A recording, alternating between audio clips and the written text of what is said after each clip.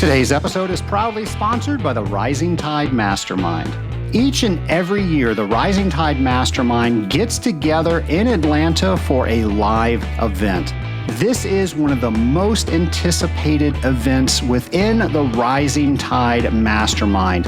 Normally, we have a Zoom call each and every week, but this is where we all come together and we become better friends. We learn more about each other and we help each other with their issues. It is my favorite thing, and I'm sure it is going to be your favorite thing to look forward to if you were a member of the Rising Tide Mastermind. That could be a possibility. To find out if the Rising Tide Mastermind is right for you and you are right for the Rising Tide Mastermind, go to scalinguph2o.com/mastermind and you can schedule a 15-minute call with me to find out more. Welcome to Scaling Up H2O, the podcast where we scale up on knowledge so we don't scale up our systems. I'm Trace Blackmore, the host of the Scaling Up H2O podcast. And Nation, I got the most amazing gift towards the end of last year. And I don't think I ever recognized it. And I want to do that now because I'm actually reading the book. So I came back from Thanksgiving vacation and there was a book on my desk. And somebody had opened the package, so I just figured it was a book that somebody borrowed from my bookshelf. And I looked at it and I didn't recognize it.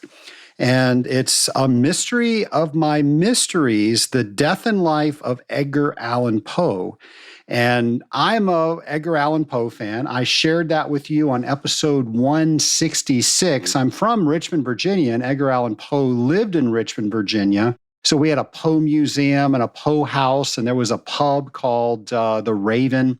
And it was actually The Raven that I read for the Scaling Up Nation back in October so many years ago. I'm trying to remember what that was. I think that was in 2020. I think we did that during COVID.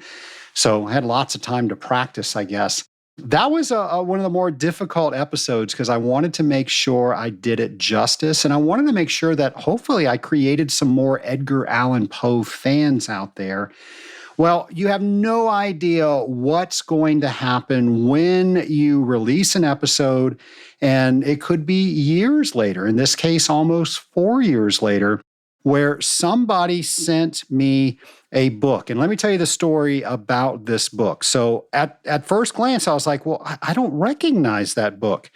And I open it up and there's an inscription to me from the author. And I'm thinking, I've never met that author. I don't remember this. Again, there was nothing that was telling me what this book was from or where this book was from. So I pick it up and a card falls out of it. And it is a very nice thank you card with sincere appreciation, it says. And it's from Rick Conrad. And he met the author. I don't know if I'll say his name right. Mark Dewizniak. I'm not saying that right. Anyway, if you look up the title, his name will be there. And I've really enjoyed this book. I didn't even know this book existed. And it was all because somebody said that they not only enjoyed the podcast, but they were a fellow Edgar Allan Poe fan. And they thought enough when they met this author, they got not only that author to sign a book for them, they signed one for me and sent it to me as a gift. Nation, I cannot tell you how valuable this book is to me. And whenever I hear somebody just appreciate this podcast, I can't tell you how much that is worth to me. We, of course, want to make sure that this is a platform where people can tune into each and every week to learn how to be a better industrial water treater and learn all things within the water treatment industry.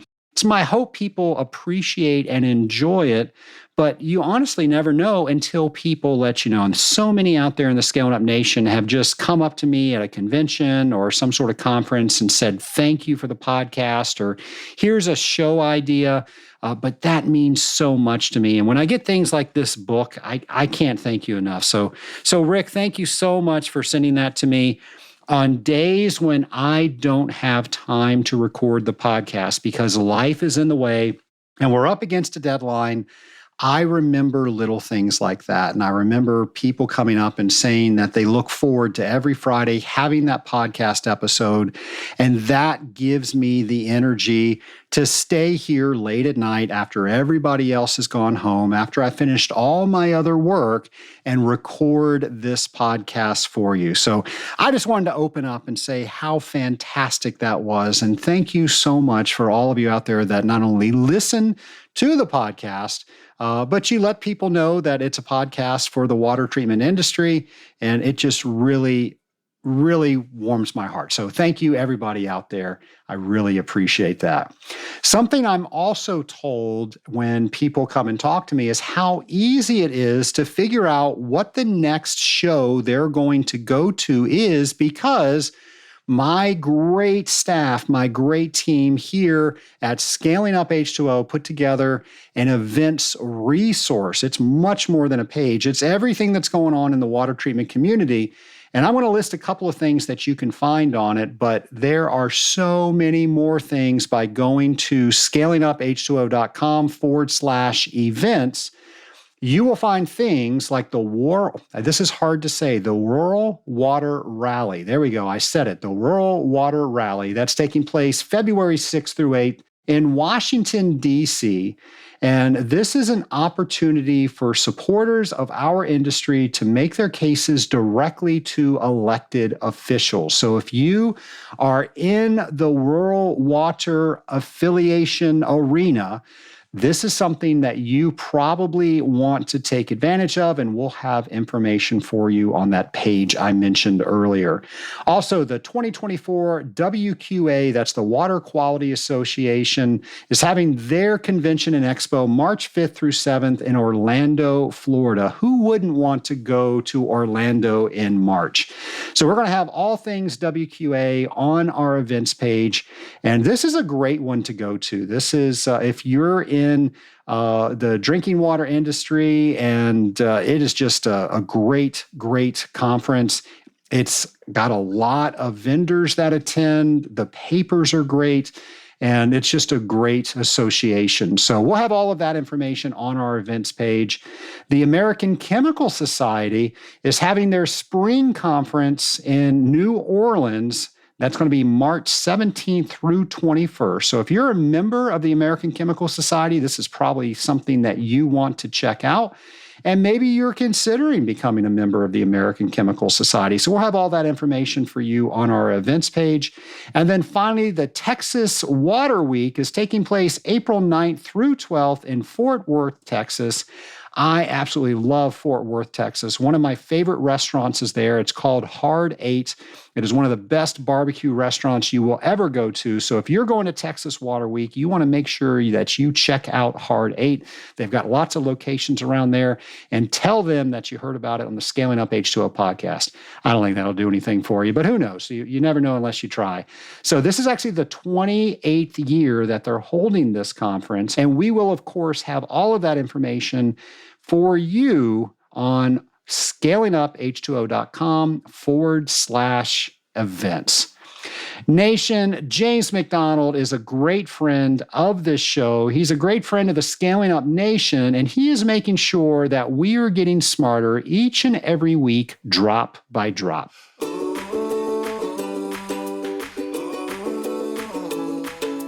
Welcome to Drop by Drop with James, the podcast segment where we wonder, explore, think about, imagine, and learn industrial water treatment, you guessed it, drop by drop, together.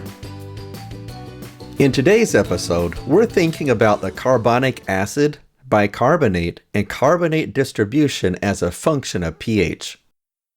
Now, I sometimes have the memory of a goldfish, but this is one time I get to claim to have a photographic memory by saying, oh yes, that's found in the graph on page 6 of the 9th edition of the Betts Handbook of Industrial Water Conditioning. Whoa! I don't know why that exact page number has always stuck with me, but I cut my teeth on this book, and apparently parts of it adhered to my brain. Anyway, as gaseous carbon dioxide dissolves into water, it reacts with the water molecules to form carbonic acid. This carbonic acid can depress the pH of the water, but being a weak acid, it won't lower the pH below 4.3 by itself. If we raise the pH of the water, you will see the carbonic acid gradually start to transform into bicarbonate ions, or HCO3 with a -1 charge. This transformation is complete at a pH of about 8.3. If we keep raising the pH, we see this bicarbonate then transforms into carbonate ions, or CO3, with a -2 charge. By simply adjusting the pH of the water up and down, these three species of carbonic acid, bicarbonate, and carbonate can be converted from one into the other. Now, alkalinity is the acid-absorbing property of water, and as we just heard, these bicarbonate and carbonate ions are absorbing acid. Typically, when we talk about alkalinity, we are talking about bicarbonate and carbonate ions. Although there are other ions that can impact alkalinity as well, such as hydroxide. You may have recognized the key pHs I mentioned previously, 4.3 and 8.3. Those just happen to be the pHs where the total alkalinity and p-alkalinity endpoints are, respectively. These are two of the tests you use to measure alkalinity in water. All this is shown in the graph I mentioned before, found on page 6 of the 9th edition of the Bet's Handbook of Industrial Water Conditioning. It's found in figure 1-2 actually. I'll be sure to share a link to the graph for Trace to include in the show notes of this episode. Understanding the carbonic acid, bicarbonate, and carbonate distribution as a function of pH is important for many reasons, such as when trying to reduce alkalinity with a degassing tower, troubleshooting why carbon dioxide is found in RO permeate, understanding how alkalinity impacts scale forming potential, and more. I'm James McDonald, and I want to encourage you to be like water by forming bonds with those around you, dissolving new knowledge, and making worthy ripples, drop by drop. Well, thank you, James. Nation, here's our interview. My lab partner today is Emily Lewis, director and shareholder at the law firm of Clyde, Snow & Sessions, and she acts as the co-chair of the Natural Resources and Water Law Practice Group. Welcome, Emily. Well, I'm very excited to be here and join you for this conversation. I am excited to have you too, and I didn't mention this in your intro, but also fellow podcaster. Fellow podcaster, we are self-masochists here with our talking habits. Who would ever want to go start a podcast? What's wrong with us? Especially about water. Well, tell us a little bit about yours. What is your podcast and where can you find it? Great. So as you mentioned in the introduction, I am a water law attorney practicing here in the state of Utah. And we just have so many fascinating issues happening here in Utah and the West. And so in 2020, I thought it'd be a great idea to just kind of do a podcast to interview, people I run into in my practice on a daily basis, folks I follow on LinkedIn, interesting projects that are occurring in the state. And so we're going on our third year. The podcast is called Ripple Effect, and we are about to round out our 150th episode or so. Congratulations. Yeah, we've been pretty busy. So with that, you are a water attorney. I know for a fact people are tuning in and they are thinking, I didn't even know there were water attorneys. So what does a water attorney do, and what's a day in your life like? Yes, we are a special breed. And I actually went to law school wanting to do water law. So that is something that I knew I wanted to do. My history is that I'm from Wyoming. We're a very active outdoorsy state. And I did a lot of raft guiding in my 20s. And just kind of being on the river and seeing, the day-to-day changes in a river, depending on which river I was on, depending on whether it was early season, depending on if it was a dam-controlled river, and just literally tasting the difference in water, seeing our boats float up and down depending on the hour, I just thought was really, really interesting. And so I actually went to law school here at the S.J. Quinney College of Law here in Salt Lake City at the University of Utah to study water law.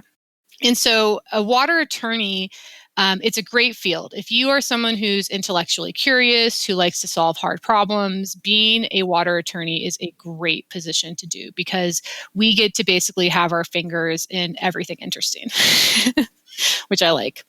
So on a day-to-day basis, our clients range from kind of independent water users. So I deal with individuals who are honestly just looking to drill a well on a property, to we represent one of the largest wholesalers of water in the state of Utah. The Central Utah Water Conservancy District is a client of ours. Obviously, I'm speaking today on my own personal behalf and not any of my clients.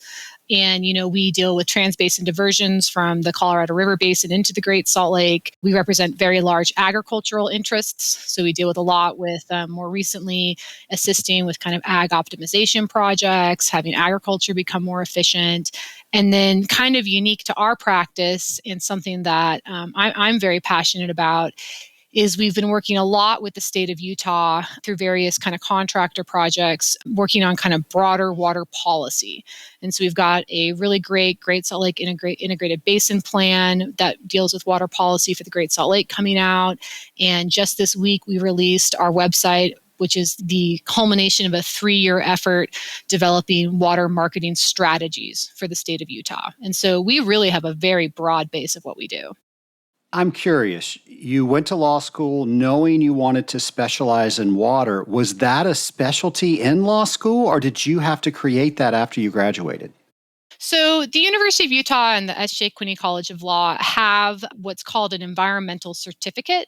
So typically a law degree is kind of a general practice degree like you would have as if you were kind of just like a general practitioner, like a doctor. And then later people go on and specialize in orthopedics or whatever. A law degree is kind of supposed to be a kind of a generalized education in law. And then once you move into practice, you kind of specialize in tax or family or whatever. The S.J. Quinney College of Law is a little bit different in that they are one of the few institutions in the country that offer a specialized environmental law certificate. And so you kind of can take a heavier caseload in environmental laws like the Clean Air Act or Clean Water Act, natural resource law, mining law, water law. And so I received the certificate through our law school program and then ended up specializing in water kind of in my practice as I moved into actually practicing law.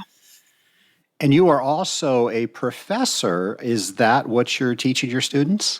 I am. I'm a busy professor. I have to tell you, I kind of feel bad for my students this semester. But I actually love teaching, and water is just like such a great course to teach because it's so visual. We are on the state engineer's website every day looking at water rights.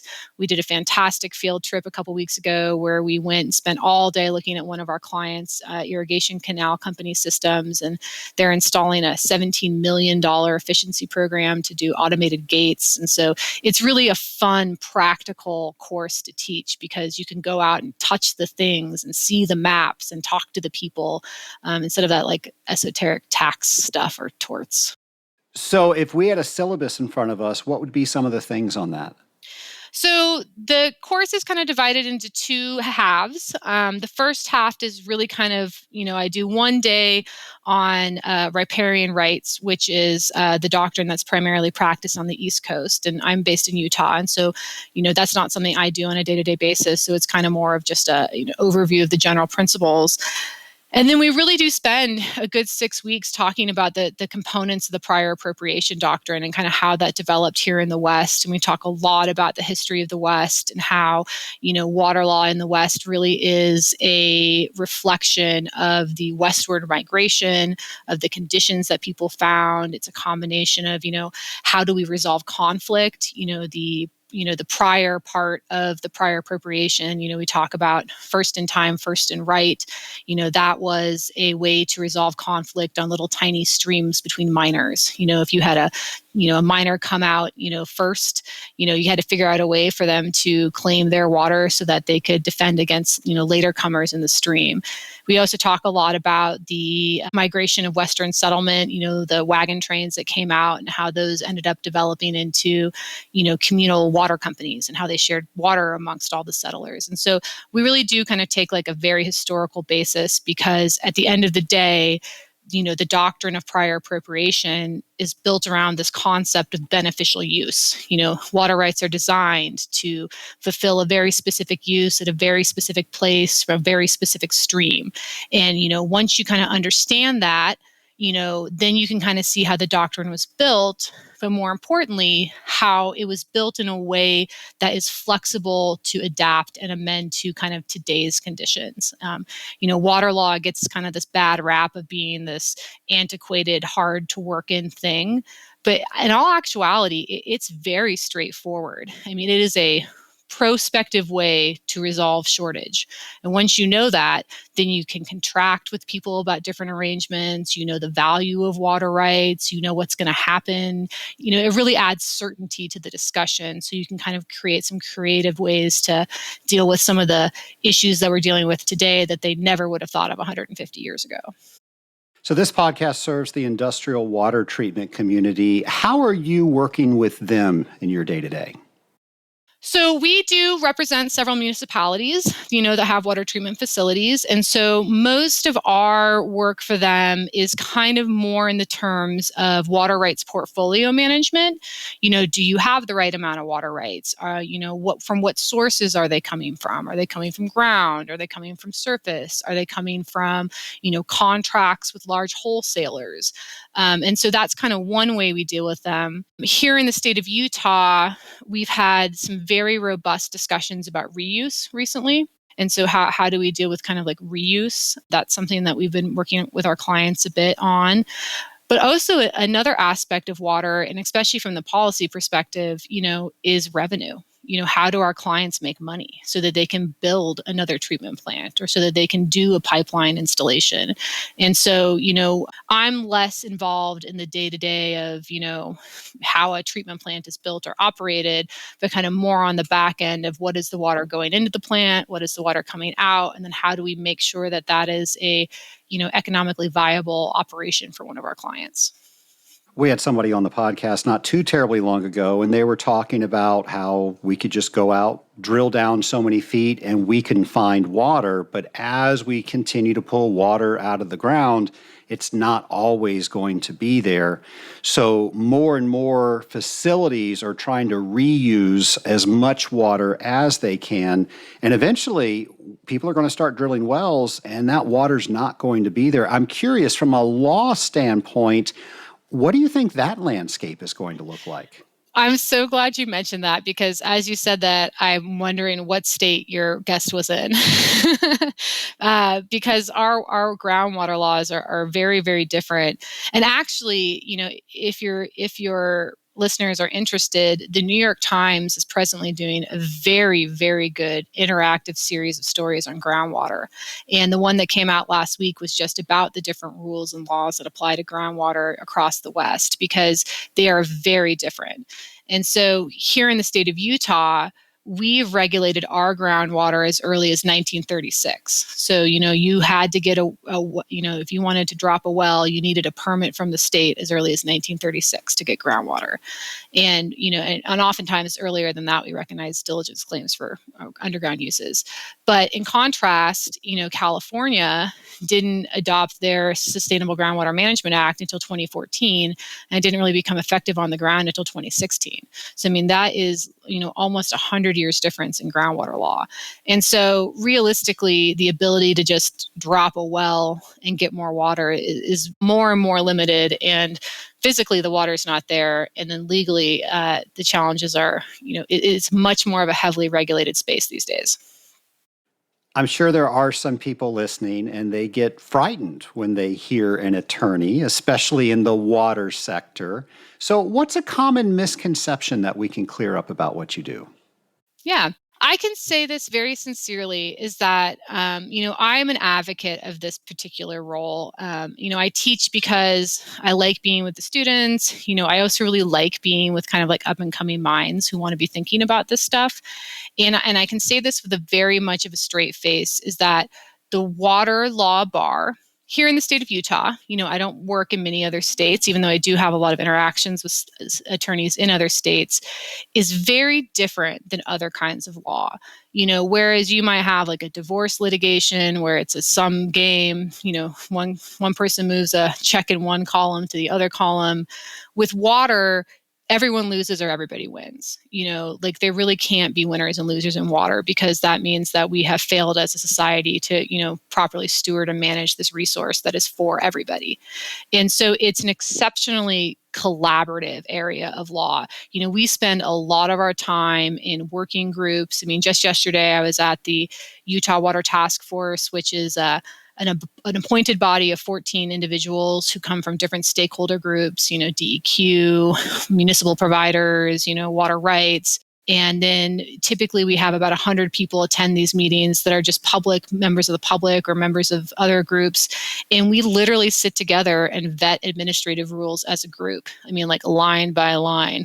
It is very boring, but also thrilling at the same time. And so, I think one of the misconceptions is when you put lawyer next to anything is that it automatically indicates that something's adversarial. But with water, at least here in the state of Utah, we really try to work together to find solutions to make our very scarce resource go as far as it can with as little conflict as possible. Because, we're all busy. We all have limited resources, and we realize that we really got to spend our time doing things that are pragmatic and not, fighting. When we treat water, there's always discharge, there's always runoff. And we have to make sure in some cases we have certain permits and things that we are familiar with in our world. But I'm curious, what are some things maybe we need to get familiar with in the legal world that you're familiar with? Yeah. And to be really fair, my practice does less and less on the water quality aspect. So I do very few UDP PDS permits. I don't do a lot of stormwater permits. I'm more on kind of the quantity side, the water rights side, the water management side. But I do think that one thing that, that's come up in our practice, but honestly more in my conversations through my podcast Ripple Effect, because I choose people who I think are interesting and I want to know what they have to say, is that, really this concept of kind of one water is really permeating everywhere. How do we really, make our infrastructure work for the best so that it's really looking at like a circular water economy?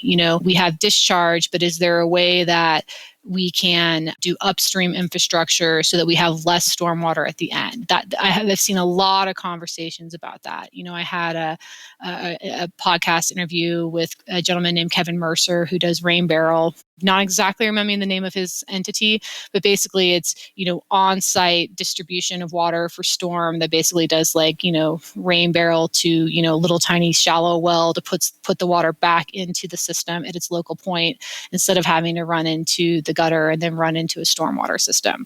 And so I am seeing a lot of movement of kind of this distributed infrastructure concept of, how do we take small bites everywhere to make sure that, the water that actually goes through our treatment systems is one, not as contaminated as it possibly could be, and two, not overwhelming the system, because, we are seeing these disruptive events where, instead of the slow spring trickle, we're getting the huge spring deluge and the huge fall deluge. And so, our built concrete gray infrastructure is not always built to accommodate those kind of new conditions. There's a show on the Discovery Channel, and its name is escaping me right now, but it's the gold miners up in Alaska, and they're taking water from the river, and of course they're using the water to wash all the rock and all the dirt to find the gold, and then they're putting that water back into whatever source that it is, and I think there is a settling pond. But when I watch that, I think of all the things they should be doing as an industrial water treater to make sure that's safe downstream. As an attorney, what do you think of when you see something like that? I hope they have their permitting in order. Yeah, I see something like that. I mean, a mining operation in Alaska like that's a pretty heavy, intensive use of the resource. So I imagine, they'd have to be working with the Forest Service or, whomever their permitting entity is to make sure they're not, releasing too much muck into the river to make it turbid. And, those are some pretty heavily regulated activities. Who knows what actually happens on the TV show, but it should be heavily regulated. More when I kind of see things like that, I think maybe a more accessible, example that I'm thinking of is that, just here in a city, you have places and your listeners probably really, relate to this. You have different kinds of contributors to a municipal treatment system. You've got regular homes that have got like pretty regular use, but then you have, industry like a brewery that has like a really, high total dissolved solid, or, they've got really kind of a larger impact on, water treatment. And so one of the most interesting conversations I've had in the last couple of years on the podcast that I host is one with Aquacycle, where they do these really cool kind of on-site turnkey pre-treatment systems. And so you could, like, if you were a brewery or some other, if you're like a paper mill, that seems very large. I don't know exactly what extent they could have. But if you had an entity that really had a higher percentage of treatment needs, you could do an on-site kind of pre-treatment, so-called, rinse, quote unquote, before the water actually got released to, the regular municipal system. And so I think that, there's all these kind of cool ways that we can, integrate these systems to be a little bit more flexible and resilient to kind of what our actual needs are. And, this one size fits all system, I think, is probably going to be kind of a model of the past. And I think the future is going to look really different. We have several guests on this show, and we talk about how we can maximize the water in our customer locations: nanofiltration, ultrafiltration, reverse osmosis. But we've never had that discussion around law and what that landscape looks like. Can you help us out with that? Yeah, I think it really depends on where your listeners are. So in the East Coast, while there is, definitely drought in the East Coast now. I mean, I just read an article this morning about, fires in Appalachia. We've got the Mississippi River with the, encroaching salt plume because of drought in the Mississippi. I mean, drought really is a thing in the East, but typically, Eastern and Western water issues are a little bit different, and so in the East Coast, I don't really work there, so I can't really speak to, water supply. But I think here in the West, the water rights side of things is that, we are in an acute crisis when it comes to water right now. Arizona, Utah, parts of Colorado, Nevada, we really do not have very much water, and we have absolutely ballooning populations and ballooning needs. One of the things that I think is really interesting here is that we in the state of Utah have had several requests for data centers, very large data centers, because we have a lot of public land that's closely located to big transmission lines, which is kind of one of the big components. But one data center that uses water is the equivalent of 10,000 homes. And so we're really having to think about how do we distribute our water amongst a wide variety of different users. And so from the treatment side, I think as we grow, one of the questions is where are we getting this water to support our new growth? And so I think that, one of the things that, I'm not an industrial water worker, so I'm not in the day-to-day of it, but that water is going to come from your local municipality. And so your local municipality, I foresee, is going to be looking at a lot of more programs to reduce their municipal footprint. I foresee a lot more like Rip Your Strip, xeriscaping, water-wise landscaping activities happening, which means less water going into systems too. If that water has to get, spread out amongst more systems. There's going to be a lot more regional trading, I see, of water, between, systems that can manage it differently. We already see that here in Utah. I mean, I think the general public turns on their tap, but may not have a comprehensive understanding of the fact that most of the water we use on the Wasatch Front is Colorado River Basin water. I mean, we take it all the way across the state through large pipes and reservoirs. And so as the West really grows, we're going to be looking to, one, manage our sources better, but two, much more creative water sharing and much more kind of like creative water sources, quote unquote, through conservation and reuse and other kind of new activities. Would your advice be that the East watch the West because it's coming to a neighborhood by them soon? I think we should all be watching each other because I do think there are interesting innovations about, how the East is doing some of their, we typically in the West haven't had to deal with these large flooding events in the past, whereas, in the West they have the, please excuse my ignorance, but the permits that allow you to kind of overflow during storm events. I forgot what those are. You guys are more used to having kind of like big water events, whereas we here in the West have, traditionally had some monsoonal events, but with climate change, we're seeing really big swings in when and how we get our water. And so I think there's things that we can kind of learn from each other as we're both adapting to change conditions. I mean, nothing's going to look the same regardless of where you live. Tell us about the Utah Water Banking Project.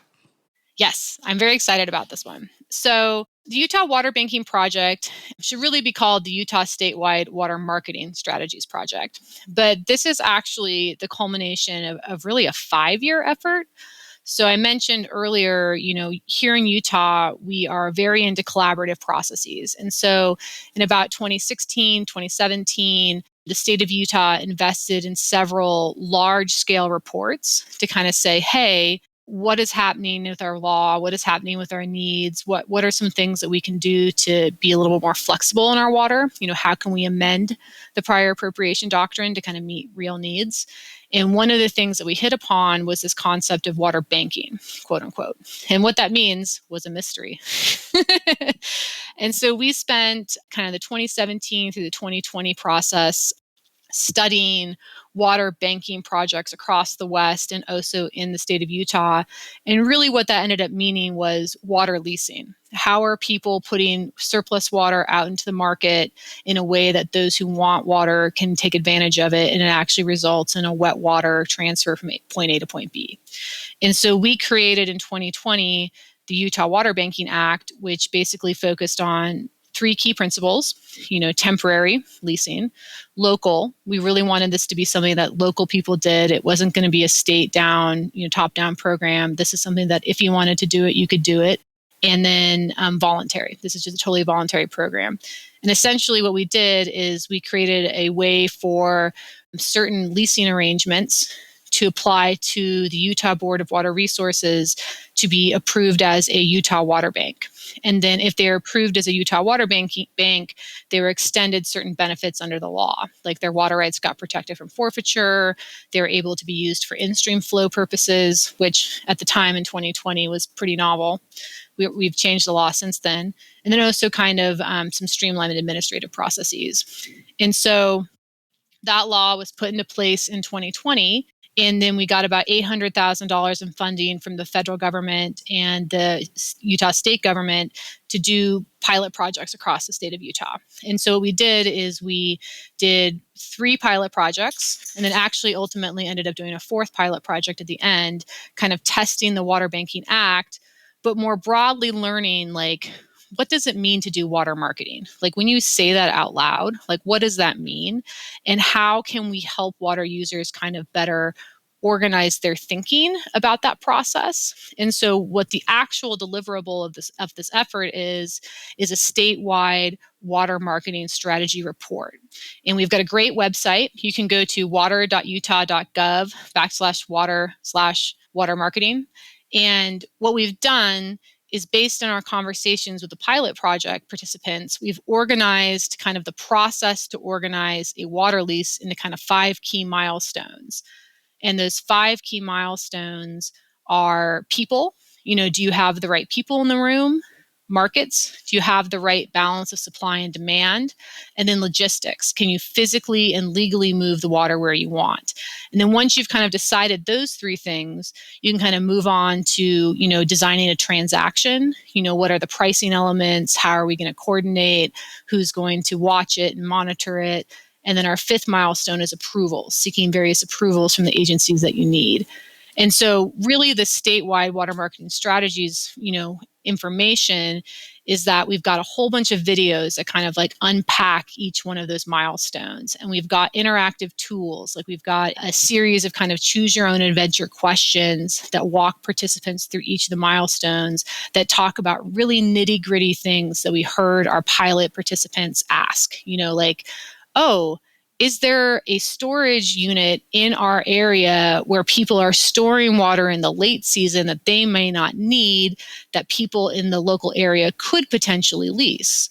Or is there enough telemetry in our local area to actually physically distribute a water lease? And so, the goal here of this project is to really put a bunch of information out there in the public, and then hopefully they'll pick it up and kind of create little water banks or water leasing arrangements that are really well suited and tailored to their local needs. Do you see other municipalities outside the state of Utah using this project as a model? I hope so. I mean, we really learned a lot from our sister states too. So I think that, we're not alone in exploring these topics. For example, the state of Utah has actually a pretty similar water banking program. It's a little different in that their State Department of Ecology holds the water rights in trust, but they have, some really cool water markets that have popped up as well. The state of Idaho, they have both local rental pools and a state-run pool.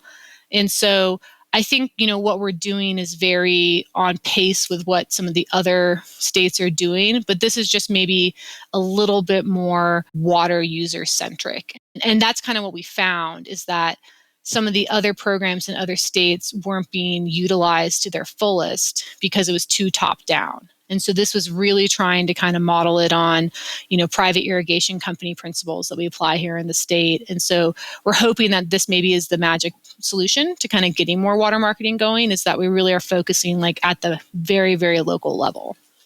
Why should everybody have their eyes on the Great Salt Lake right now?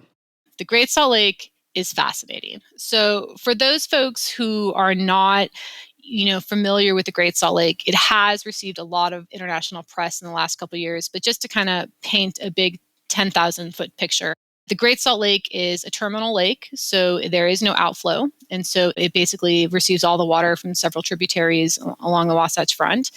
And it is quite salty. It is, I think, 12 times saltier than the sea in the lower half, and even 30 times saltier in the top half. The lake is actually cut in half by a causeway, so it's actually two separate and distinct ecosystems. But the lake is of hemispheric importance. It is an international flyway for birds. If you like to come to Utah and ski, that beautiful Utah snow is all lake effect snow. The storms from the Pacific come in, they get stuck on the Wasatch, pull up all that water, and then they drop it in snow, which is super fun. I'm a big skier. But then it's also 90% of the water supply.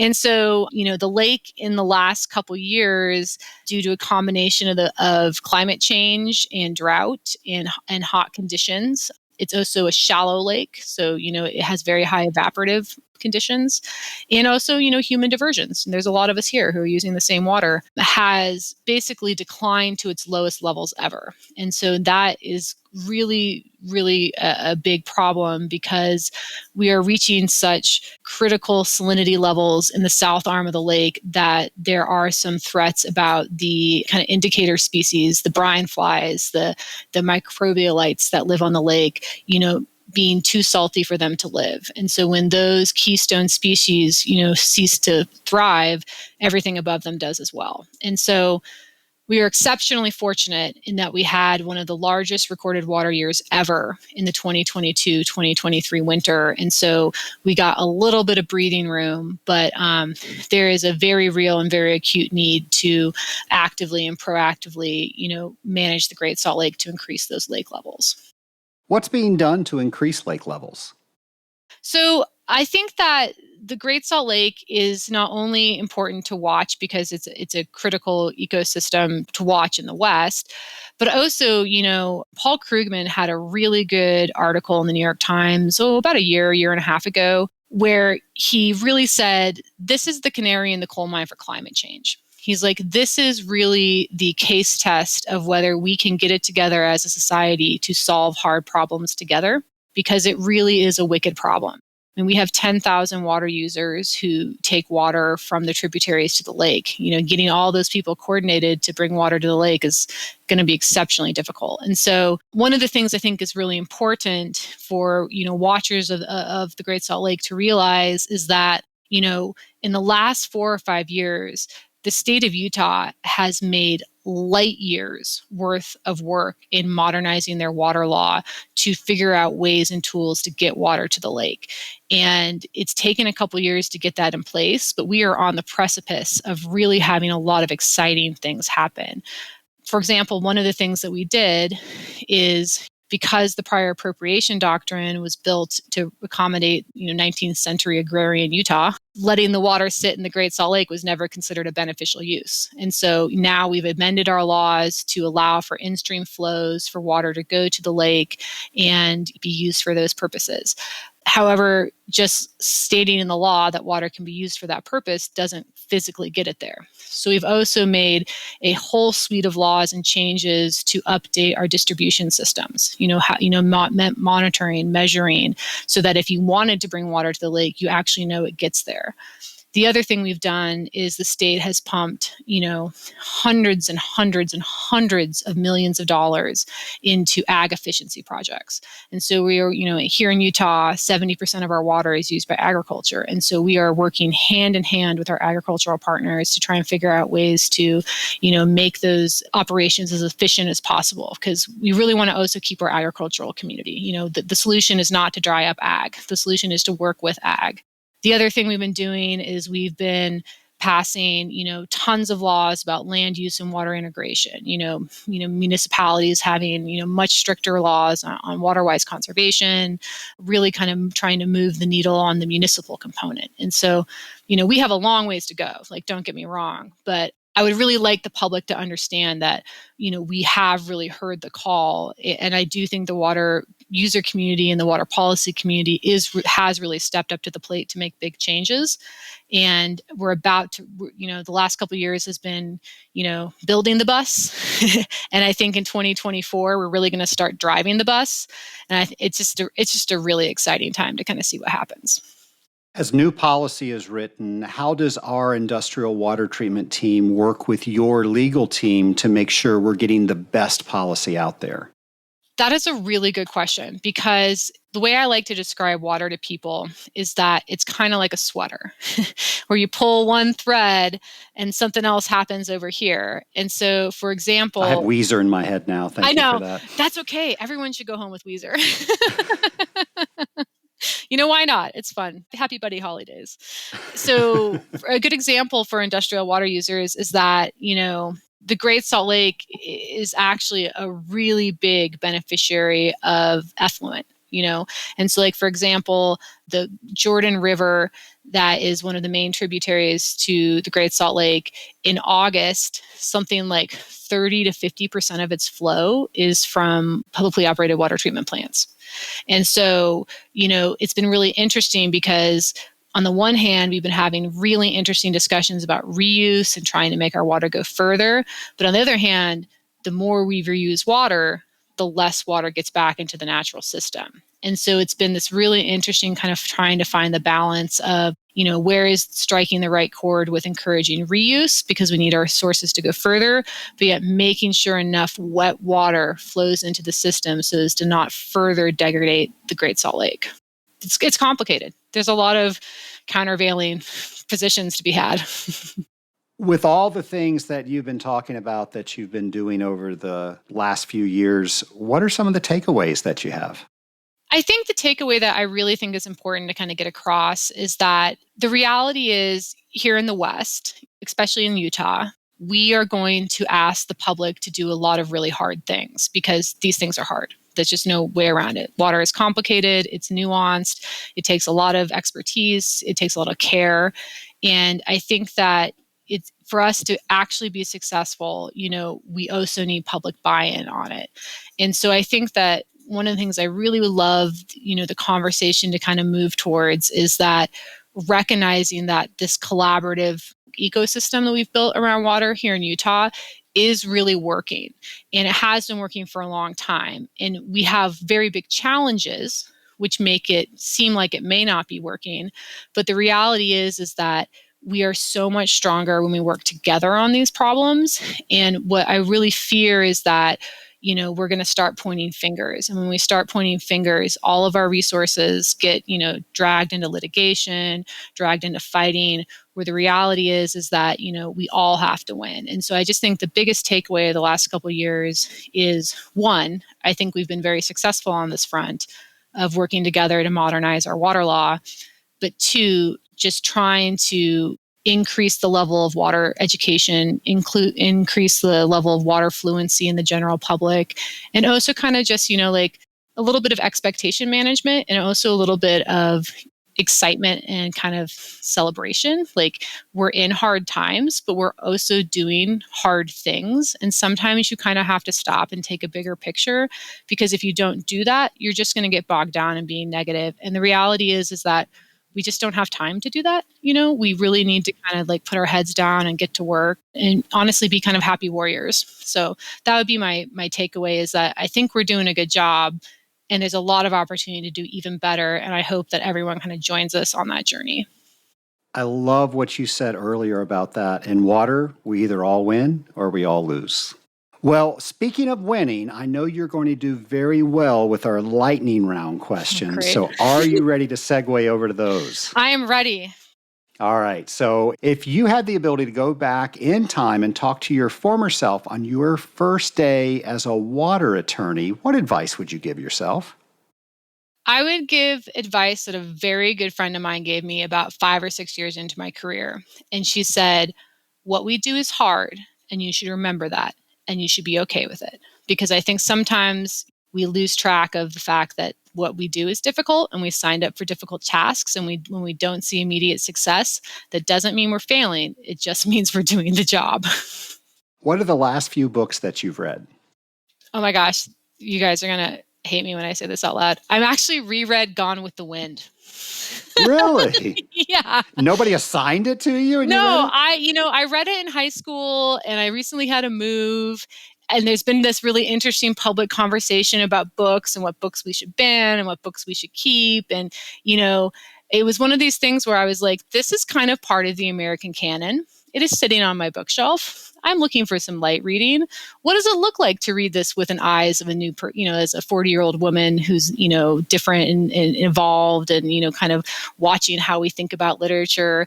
And it's been really interesting. I've really enjoyed it, and also really see why we have some interesting discussions about that book. Interestingly, I live in Atlanta. We have the Margaret Mitchell House here. It's a really big deal here in Atlanta.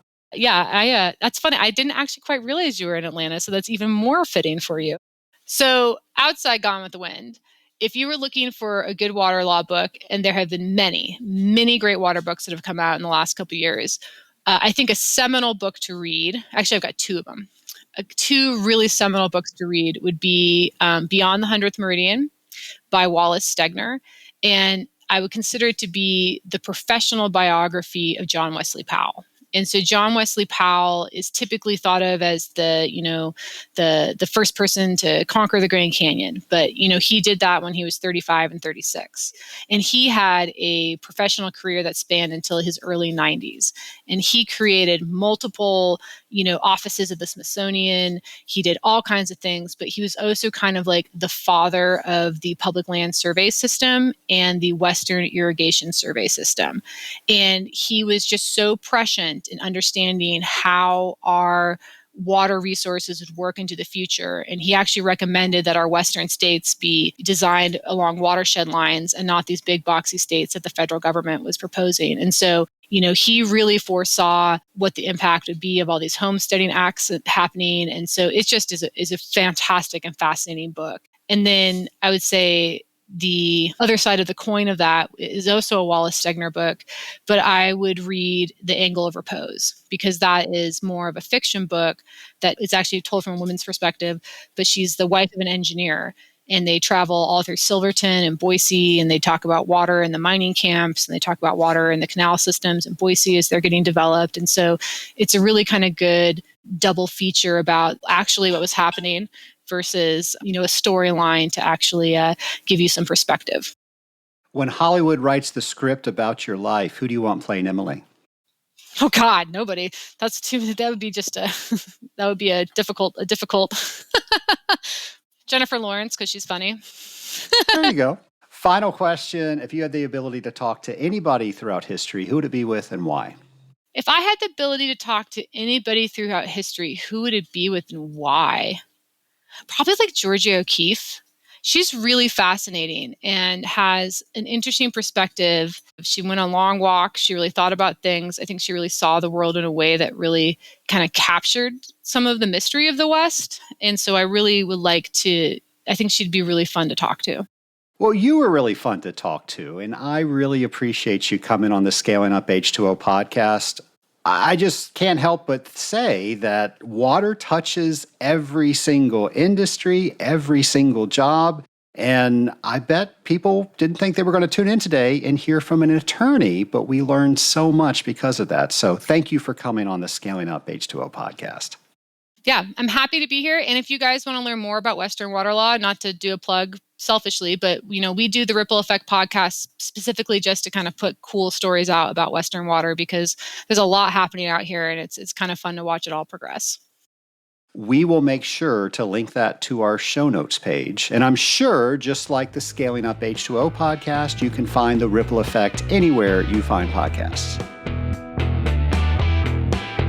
Scaling Up Nation, one of the best things about my job is meeting all the people that touch the industrial water treatment industry. And who would ever think when I started this show 7 years ago that we would have an attorney on the show that just specializes in water law? I think that's cool. That's a career that I never would have thought about. And not only did we meet somebody, we learned so much by talking with Emily. Emily, thank you for coming on the show. And as she mentioned, she does have a podcast. So after you listen to the Scaling Up H2O podcast, you can go over on your favorite podcast player and look for the Ripple Effect, and you can learn all things Emily and what she talks about in her podcast. We met Emily through somebody that listens through this show.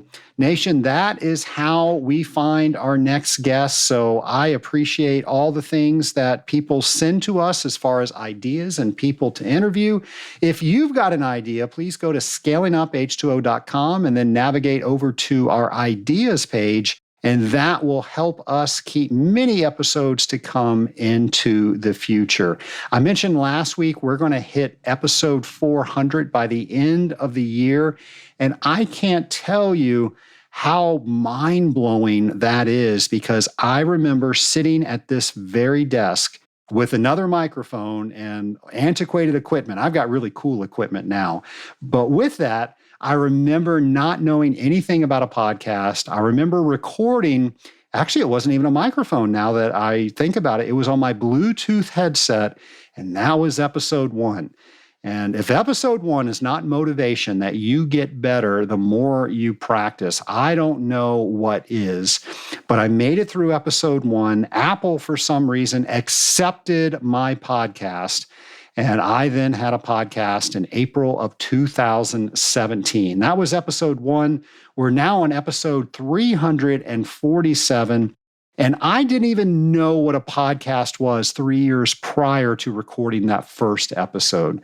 So to think about all the things I've learned through other people's podcasts, and then all the things I've learned through my own podcast and all the people that I've met from the Scaling Up H2O podcast, it has just been an incredible journey, and I don't want it to stop. So you can help me make sure it does not stop by going to the scalinguph2o.com webpage and letting us know what you think our next show should be. Nation, I really appreciate you listening to this show, and I would even appreciate it more if you tune in next week, where we're going to have a brand new episode for you. And of course, we do that each and every Friday. So until then, have a great week, folks. Scaling Up Nation, are you getting ready to take your Certified Water Technologist examination? Do you wish you just had a little bit of extra help to build your confidence so you can sign up for the exam? Well, Nation, I've heard you and I've got what you were asking for. I work each one of the 75 mock questions that you receive when you sign up to take your Certified Water Technologist designation. I share with you the logic behind how I get to certain answers, and I show you how to set up each math equation. Go to scalinguph2o.com/CWT prep. Once again, that's scalinguph2o.com/CWT prep to get enrolled today.